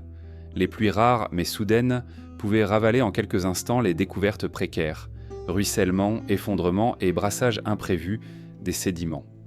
Les équipes de terrain devaient documenter chaque fragment in situ, notant la profondeur, l'orientation et la proximité avec d'autres indices. Cette rigueur méthodologique, loin d'être froide, participait à un dialogue intime avec le passé, une écoute respectueuse de ce que le sol voulait bien révéler. Lorsque la poussière retombait et que le chantier archéologique se refermait pour la nuit, un calme presque sacré régnait sur les décombres. Les lampes à huile projetaient des auréoles vacillantes et chaque bribe de brique semblait scintiller sous la lueur incertaine. Les chercheurs penchés sur leurs notes percevaient entre les lignes l'âme de Babilou, une cité de rêves inachevés, dont les vestiges offraient la promesse d'un récit à reconstituer sans fin. En observant ces vestiges sous la poussière, on comprenait que l'histoire de Babilou n'était pas achevée. Elle se poursuivait dans la temporalité des sables et dans le temps infini des questions qu'elle suscitait. Les pierres fragmentées invitèrent à sonder plus avant, à écouter les échos enfouis d'une cité oubliée, échos que nous explorerons dans la partie suivante. Dans les journées brûlantes où le soleil ploie lentement vers l'horizon, le vent soulève un chuchotement dans les sédiments de Baby-Lu. Ce murmure ténu n'est ni la voix des chercheurs ni celle des fouilles. C'est l'écho d'une cité qui persiste dans l'immatériel. Au cœur des ruines, chaque pierre fracturée, chaque galet roulé par les crues, résonne d'une mémoire plus profonde que ces gravures cunéiformes. C'est comme si, sous la surface silencieuse, la cité continuait de palpiter, animée par un élan infime qui défie le passage des siècles. Les archéologues, rompus à la poussière et aux sondages stratifiés, parlent de palimpseste pour décrire ce qu'ils découvrent. Une strate d'argile jaune, des fragments de tuiles enluminées, un reste de mortier aux nuances de rose. Chacun de ces éléments porte l'empreinte d'un moment figé, d'une vie suspendue. En sondant la terre, ils remontent le fil du temps. Un quartier résidentiel abandonné brusquement, un atelier d'artisans dont les outils gisent encore là où ils furent déposés. Mais ce que les fouilles ne restituent pas toujours, c'est le souffle ténu, l'écho d'une présence qui s'attarde dans l'atmosphère même des couloirs enfouis. Les visiteurs modernes ressentent parfois cette vibration subtile. Un pas résonne dans un corridor en demi-teinte et l'on imagine les pas d'un scribe pressé, son calame à la main, gravant avec application les traits d'un contrat. Une silhouette d'ombre glisse auprès d'un fragment de mur peint, comme pour achever un motif astral inachevé. Dans le frémissement du sable, on croit entendre le piétinement régulier d'une procession rituelle, pressant vers le sommet inachevé du ziggurat pour implorer la clémence des dieux. Ces échos ne viennent pas du tangible. Ils naissent de l'imagination éveillée, tissée dans le silence à l'écoute du passé. Les écrits des bâtiments annexes, exhumés des déblais, révèlent des scènes de la vie quotidienne. Un marché aux volailles, un atelier de potier, un banc d'archer en répétition. Mais souvent, les descriptions se terminent abruptement, la tablette s'interrompt dans un geste interrompu. Ces coupures, lignes de texte tronquées, ressemblent à des notes de musique dont la dernière mesure aurait disparu. Le lecteur moderne ressent alors le vertige d'un récit inachevé et l'ombre d'un personnage anonyme surgit entre deux mots, comme un invité furtif à une fête oubliée. À mesure que les fouilles gagnent en profondeur, on exhume également des offrandes scellées, un petit vase d'albâtre, un lot de perles d'onyx, un plateau gravé d'offrandes alimentaires. Ces reliques sacrées, déposées dans les fondations, étaient destinées à incarner la bienveillance des mortels envers les divinités.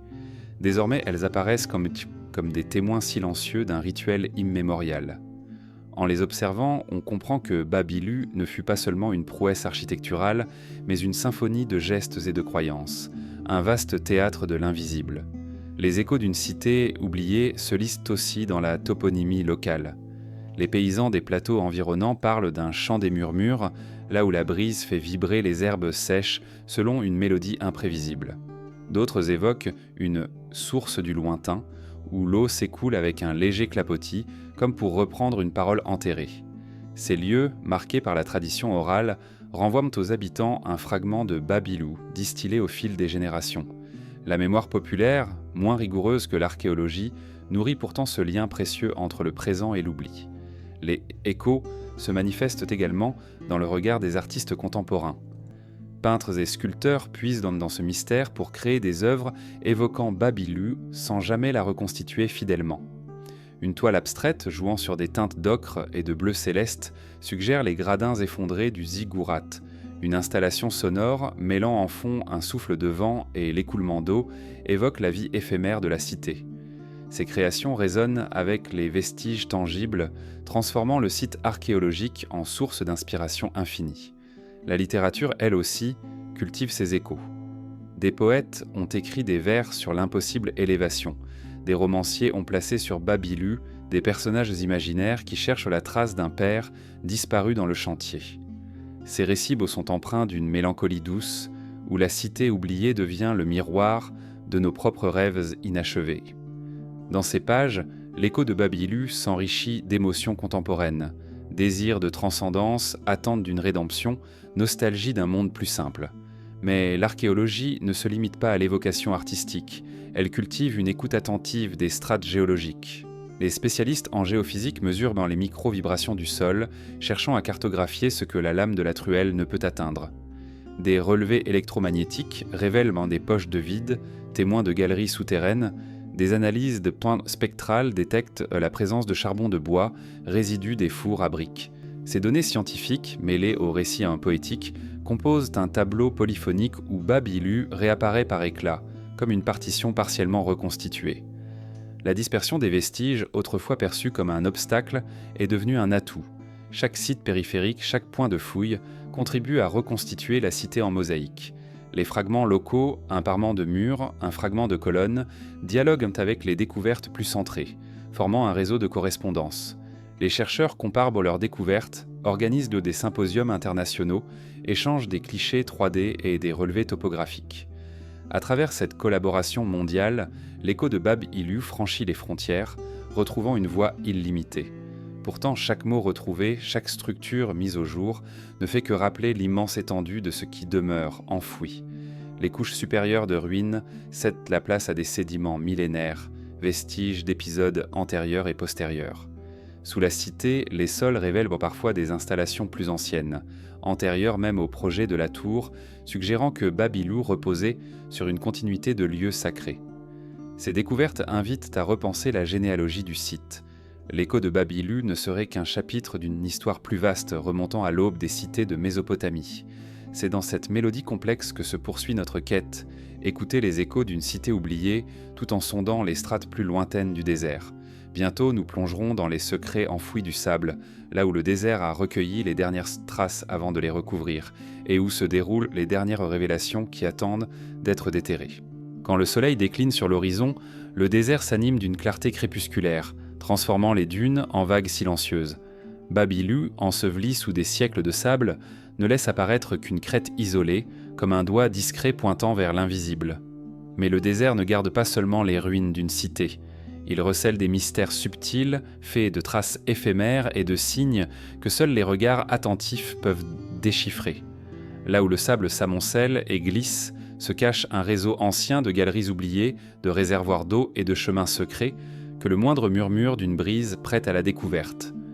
Au premier abord, la surface déserte semble uniforme, une mer ondulante de grains d'ocre et d'ivoire, traversée de rafales brûlantes. Pourtant, les explorateurs avertis savent que le moindre creux peut marquer une caverne naturelle ou le vestige d'une excavation profonde. Les premiers symptômes apparaissent sous forme de creux linéaires mêlés de tessons de poterie ou de fragments de mortier blanchâtre. Un tamisage délicat révèle alors des tesselles de mosaïques furtives, témoins éclipsés d'un palais enseveli. Chaque découverte, réduite à un éclat, délivre un fragment d'histoire, comme un mot isolé d'une phrase inachevée. Les voyageurs arabes médiévaux, de retour de pèlerinage, rapportèrent des légendes sur ces plaines silencieuses. Ils parlaient d'une mer de grains d'or, gardienne d'un trésor plus précieux encore, la mémoire d'un peuple qui avait voulu toucher le ciel. Selon ces récits, un ermitage souterrain, creusé sous un affleurement rocheux, abriterait des cylindres de fondation scellés par Nabuchodonosor lui-même. Ces rouleaux d'argile, invisibles aux foules, seraient protégés par un dispositif ingénieux de vannes et de canaux, seul à même de résister à l'ensevelissement permanent. Au fil des siècles, les caravanes de sel et d'encens croisèrent tard ces récits, mais peu osèrent pour s'aventurer. Ceux qui cherchèrent d'un bédouin ou marchand parlaient trop d'un silence si oppressant qu'il semblait effacer la pensée. On dit que le vent du désert portait parfois un écho lointain de chants cunéiformes, comme si la cité émergeait brièvement de l'oubli pour chuchoter ses prières. Cette illusion sonore, sans cesse renouvelée, nourrissait la crainte et la fascination. Le désert devenait à la fois tombe et oracle, un livre enfoui qu'on ne pouvait feuilleter qu'au prix d'une folie douce.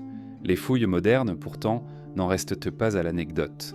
Grâce à la prospection géophysique, on identifie aujourd'hui des anomalies sous la surface, variations de densité électrique ou magnétique, correspondant souvent à des cavités ou à des murs enfouis. Des robots à chenilles, équipés de radars à pénétration de sol, cartographient en silence le sous-sol, révélant des plans insoupçonnés. Citernes d'eau douce, puits d'accès, sanctuaires souterrains. Ces dernières se présentent comme des alcôves, creusées dans la roche, voûtées et étroites, destinées à abriter des offrandes et des tablettes sacrées, à l'abri des convoitises et du temps.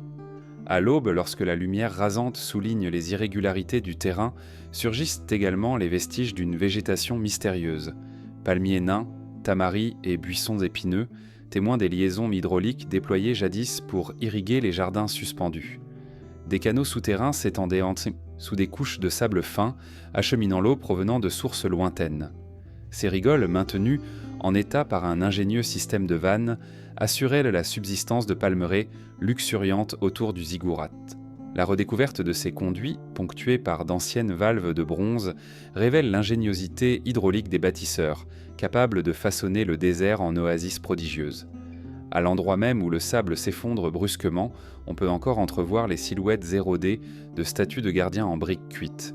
Autrefois peintes en bleu lapis, elles protégeaient l'entrée de galeries secrètes. Aujourd'hui, seules leurs formes embrumées comme à un émergent à la faveur d'un coup de pelle. Leurs traits, à demi effacés, suggèrent des visages figés dans une expression de défi. Parmi elles, la plus remarquable porte un symbole en relief, un disque solaire à 8 rayons, rappelant le lien entre le ziggurat et les sphères célestes. Cette iconographie rappelle que les tunnels n'étaient donc pas de simples refuges, mais des lieux initiatiques, marquant la limite entre l'effort humain et l'invisible. Le désert, dans sa permanence mouvante, préserve aussi la mémoire géologique d'événements plus anciens. Strates de sédiments marins attestant d'une mer disparue, nappes fossiles de coquillages, témoins d'un climat radicalement différent. Ces indices Ponsorcan montrent que Babylus est construite sur un lieu sacré de longue date, transformé au fil des âges. Les géologues découvrent parfois, à plusieurs mètres de profondeur, des couches de creusement antérieures, annonçant d'autres cités plus archaïques, effacées avant même l'ère sumérienne. Le désert, en cela, se révèle gardien de chroniques multiples, superposant l'épopée babylonienne à d'autres légendes préhumaines. Certaines nuits, quand le ciel se couvre d'étoiles, on affirme que le sable luirait d'une pâle lueur phosphorescente, comme s'il restituait la lumière des astres. Ce phénomène, attribué à des micro-organismes bioluminescents, recrée l'effet d'un tapis céleste terrestre. Les voyageurs en font l'expérience rare. Assis sur une dune, ils contemplent le désert illuminé, se sentant soudain reliés à la vaste étendue cosmique. Dans ce moment, Babylu renaît sous la forme d'une vision fugace. Le peuple des limons et de l'argile se réveille, porte la main aux étoiles et se confond avec l'éternité. Pourtant, la quête des secrets du désert ne se limite pas à l'observation passive. Des expéditions interdisciplinaires rassemblent archéologues, géologues, spécialistes des climatologies anciennes et ethno-historiens. Leurs travaux combinent données de terrain et modélisation 3D pour recréer la topographie perdue. Chaque nouvelle hypothèse de localisation d'un puits ancien, d'une galerie ou d'une cavité se traduit par un relevé précis, une photographie infrarouge ou un échantillonnage daté au carbone 14. Ces approches méthodiques révèlent la cartographie invisible de Babylu, que le sable croyait englouti à jamais. Pourtant, même avec ces outils, le désert conserve sa part d'énigmes. Les sables mouvants effacent rapidement les tranchées, dissimulent les indices inaboutis et rendent l'interprétation incertaine. Un tunnel repéré un mois plus tôt peut disparaître sous 1 mètre de grain, ne laissant plus qu'une légère dépression à peine perceptible. Les chercheurs se trouvent parfois contraints d'abandonner une découverte prometteuse, faute de pouvoir la protéger durablement contre l'avidité du vent. Le désert, en cela, joue un rôle de gardien et de filtre, offrant ses secrets avec parcimonie. C'est dans cette dialectique entre révélation et effacement que résident les plus grands enseignements. Les secrets du désert obligent à une approche humble, accepter que chaque déflagration d'émotion, face à un fragment de brique, se heurte à l'implacable loi de l'érosion. Il rappelle que Babylu ne se livre jamais totalement. À tout instant, le sable peut recouvrir les découvertes comme il les découvre.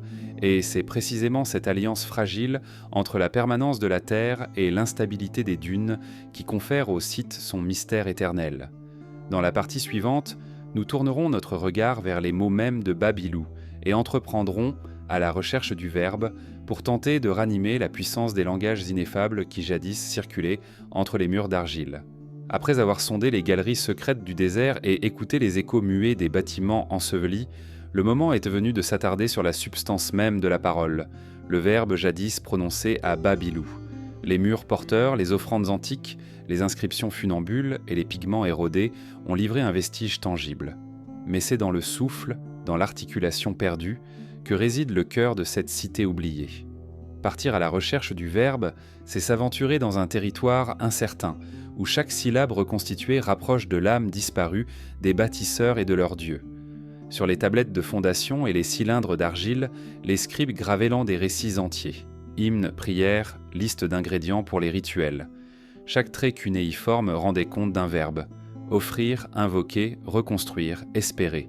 C'est en étudiant la variation des signes que les philologues modernes ont pu dresser un lexique primaire, reconstituer la racine immuable des verbes, repérer les préfixes de temps et les suffixes de personne.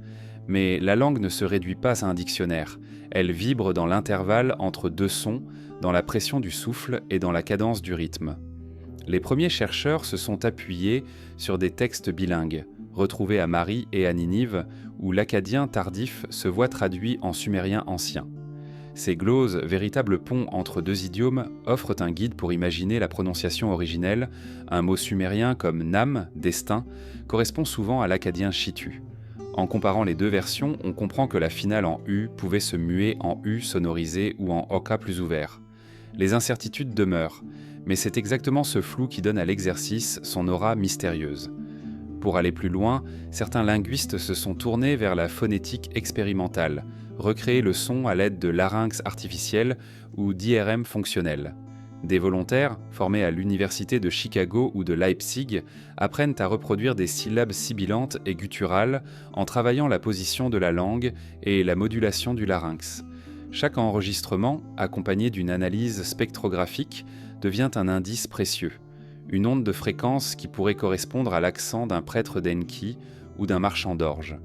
Mais comment transmettre ce savoir ?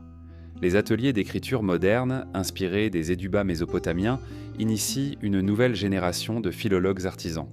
Autour de tablettes d'argile humidifiées, on grave des listes de verbes, on répète les mêmes mots, on mesure le temps nécessaire pour prononcer chaque symbole.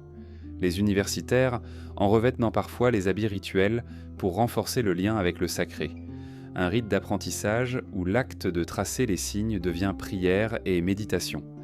Parallèlement, la technologie numérique offre des passerelles inattendues.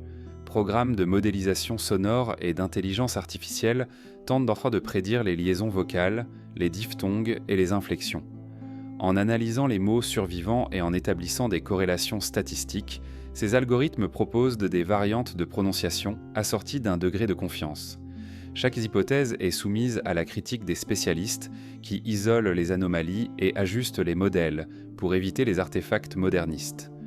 Des expériences immersives ont vu le jour dans quelques musées.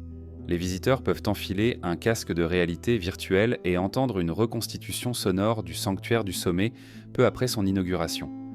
Le murmure des prêtres, les psalmodies en akkadien et le chœur des voix dispersées se superposent, enveloppant l'auditeur d'une brume acoustique. Cette installation, loin d'être un simple spectacle, suscite un sentiment de vertige, l'impression fugace de toucher un fragment de l'oralité perdue. Restent les lectures à voix haute. Certains philologues organisent des veillées où l'on lit à haute voix des chants sumériens en s'appuyant sur les reconstitutions phonétiques effectives. Le claquement d'une librairie d'argile posée sur un pupitre de bois rappelle la cadence des prières antiques. Les auditeurs, invités à fermer les yeux, écoutent la remontée du verbe dans son état brut avant qu'il ne soit transformé en trace écrite. C'est un rite de réappropriation où la langue redevient chair et souffle. Pourtant, malgré ces efforts, le verbe reste partiellement introuvable. L'intonation exacte, la musicalité des voyelles, la dynamique des envolées oratoires échappent toujours à la restitution. Les dialogues des marchands, les sarcasmes dans les tavernes, les cris de joie lors de l'inauguration n'appartiennent qu'à l'imaginaire collectif alimenté par les récits mythiques. Il nous manque le timbre unique d'une voix individuelle, celui du briqueur gravant son nom au coin d'un moule ou du prêtre érigeant une invocation avant le baptême final du mortier. Ce déficit de la parole originelle suscite une conscience aiguë de la perte. Dans les études modernes sur la performativité du langage, on montre que chaque prononciation porte la marque sociale d'un locuteur, âge, statut, origine. À Babilu, les variations sociolectales devaient être multiples. Les jeunes apprentis, les prêtres initiés, les femmes chantant dans les quartiers des résidentiels, chacun apportait sa couleur particulière au verbe commun. La disparition de ces nuances est un deuil silencieux, un écart que ni l'analyse spectrale ni la modélisation algorithmique ne saura combler entièrement. Pourtant, l'enquête se poursuit entre les lignes des fouilles et dans les laboratoires. Les tablettes de marqueurs colorés, motifs de céruse entourant les textes, laissent penser que certaines sections étaient destinées à être récitantes, accompagnées d'instruments. On y devine la présence d'un flûtiste ou d'un luthiste modulant l'accompagnement musical et créant un environnement propice à la diffusion du verbe. Cette pratique, largement documentée à Uruk et Ur, suggère que l'articulation du mot s'appuyait sur une partition sonore dont la cadence guidait l'éloquence. Les recherches croisent désormais l'archéomusicologie. L'étude des instruments retrouvés, lyres, harpes, flûtes en os, permet de reconstituer la gamme mésopotamienne et de rapprocher la poésie des chants royaux. Les vers, scandés sur une mesure à 3 temps ou à 4, prennent sens dans la conjonction du verbe et de la note pure. C'est cette harmonie fragile, aujourd'hui fugace, que nous tentons de raviver, dans l'espoir de faire renaître le mystère d'une langue chantée. À chaque nouveau mot restitué, à chaque diphtongue ébauché, se profile une respiration plus vaste. Le verbe n'est pas seulement instrument de communication, mais de communion. Les bâtisseurs de Bab Ilou, en dressant leurs murailles, cherchaient à enterrer les mortels dans un réseau de mots, pour que leur mémoire survît indéfiniment. Nous, explorateurs modernes, poursuivons ce dessein. À la recherche du verbe, nous tentons de ranimer un écho lointain, conscient qu'aucune restitution ne peut remplacer le miracle d'une parole pleinement vivante. Dans le prochain volet, nous aborderons le rêve inachevé, pour sonder les derniers vestiges d'un projet humain trop vaste pour s'inscrire dans la finitude des mortels. Le soleil couchant teinte encore l'horizon de teintes pourpres et orangées, comme pour rappeler que Bab Ilou ne s'éteint jamais totalement. Son ziggourate, bien que brisé, demeure un symbole vivant, un tombeau ouvert où repose l'espérance inassouvie d'un peuple. Dans le silence cotonneux des ruines, l'esprit de la cité continue de souffler un air de promesse, comme si les pierres déchirées aspiraient à s'unir à nouveau pour dessiner la silhouette d'une tour parfaite. Ce rêve inachevé par la colère du ciel et la dispersion des voix conserve néanmoins sa force initiale, celle d'un désir irrépressible de s'élever, de franchir la frontière entre le fini et l'infini. Les premières générations de bâtisseurs ignoraient baissant que leur ouvrage resterait fragmentaire. Chaque brique posée avec un serment gravé participait à un ballet patient. Empiler la terre, scruter les étoiles, écouter le souffle des divinités. Ils aspiraient à toucher la voûte céleste, à effleurer les nuées. Mais le ziggourate, interrompu en pleine ascension, révèle que la perfection architecturale, comme la perfection humaine, demeure hors de portée. Et pourtant, c'est dans ce hiatus que réside la beauté profonde de Bab Ilou. Le geste, plus que l'achèvement, inscrit l'homme dans l'éternité de ses intentions. Aujourd'hui, les archéologues creusent par la cité avec une minutie presque sacrée. Chaque nouveau galet déplacé, chaque fragment de brique sorti de la gangue de sable offre un indice sur la grandeur originelle et sur l'abîme du désastre. Les relevés 3D dessinent un volume inachevé, un cône tronqué baigné de poussière. Les scanners révèlent des canaux disjoints, des escaliers crénelés, des niches abandonnées à mi-parcours. Ces empreintes numériques, à la fois exactes et spectrales, représentent la traduction moderne d'un rêve ancien. Recréer un univers suspendu, un monde qui n'a jamais existé que dans l'imaginaire des hommes. La mémoire collective, de son côté, alimente le rêve inachevé de la tour. Les conteurs racontent comment, un jour de grand vent, on aurait cru voir la silhouette du sommet se dresser l'espace d'un instant avant de fondre dans la brume. Les pèlerins, attirés par la légende, quittent les oasis voisines pour scruter l'horizon, espérant apercevoir ce mirage. Dans l'imaginaire populaire, Bab Ilou se confond avec la quête du sens, un projet où le chemin importe plus que la destination. Le rêve inachevé devient alors métaphore de l'existence, une marche ininterrompue vers un possible qui reste hors de portée. Les artistes contemporains puisent dans ce hiatus pour nourrir leur création. Une sculptrice italienne a érigé, au sommet d'une dune, une colonne de verre brisé dont les reflets imitent la brique cuite, un vestige éphémère, promesse de renaissance. Un musicien jordanien compose des symphonies minimalistes où des notes inachevées se répondent en boucle, évoquant l'ascension inaboutie de la tour. Dans chaque œuvre, le spectateur est invité à écouter le vide, à faire résonner son propre désir de complétude. Le rêve babylonien devient alors une expérience intime, un écho personnel que chacun peut prolonger à sa guise. Philosophiquement, cet inachèvement interroge la condition humaine. Les penseurs antiques de la Mésopotamie considéraient que la perfection absolue revenait aux dieux et que l'homme ne pouvait qu'en approcher la trace, un reflet sur l'eau ou une ombre portée sur un mur. Bab Ilou incarne cette tension. Elle est rappel majestueux que toute œuvre humaine porte en elle son propre échec, le point de rupture entre l'aspiration et la matière. Dans cette perspective, l'inachevé se mue en vertu. il déploie l'horizon infini de la quête, plutôt que de figer un achèvement qui serait synonyme de fin. La langue même de Babel invite à prolonger ce rêve inachevé. Chaque mot prononcé sous ces murs se heurte à la brièveté du souffle, à l'érosion du son. Les philologues cherchent encore à restituer la mélodie perdue des hymnes à Ishtar, à recomposer le chant qu'accompagnaient comment les lyres. Ces recherches révèlent que la parole, comme la pierre, est un matériau fragile. Chaque accent oublié creuse un silence irréparable. Pourtant, c'est en redonnant voix aux syllabes que l'on ravive la présence de Bab-Ilu. L'inachevé de la tour se mêle à l'inachevé du verbe, formant une tenture faite de manques et de possibles. Dans les écoles modernes, on enseigne Bab-Ilu non pas comme un modèle de réussite, mais comme un cas d'incomplétude vertueuse. Les étudiants dessinent les plans imparfaits, tentent dans cet temps d'imaginer les étapes manquantes, proposent des hypothèses d'achèvement fantaisistes, des passerelles entre les paliers, des toitures transparentes, des rampes en spirale jusqu'à toucher les étoiles. Ces exercices constituent une forme de jeu, prolonger le projet inachevé pour mieux appréhender l'impuissance et l'audace conjointe de l'humanité. Malgré tout, l'ombre du ziggurat continue d'inspirer des expéditions. Des spéléologues descendent dans les galeries inconnues, croyant déceler la suite de couloirs fermés depuis des millénaires. Des ingénieurs tentent de modéliser, à l'aide de robots imprimant la brique, des prototypes de reconstruction partielle. Le rêve renaît alors comme projet collectif. Chacun apporte son savoir-faire, son espoir et sa prudence. Les drones scrutent la topographie, les scanners X sondent les fondations, et l'on rêve que, peut-être un jour, la tour se dresse à nouveau, non comme un défi, mais comme un hommage à l'esprit qui l'a conçu. Pourtant, à mesure que s'accumulent les tentatives, on saisit l'irréductible caractère fragmentaire de Bab-Ilu. Ni l'archéologie, ni la fiction, ni la technologie ne saura rendre la sensation intime d'ériger soi-même, brique après brique, un sanctuaire de l'impossible.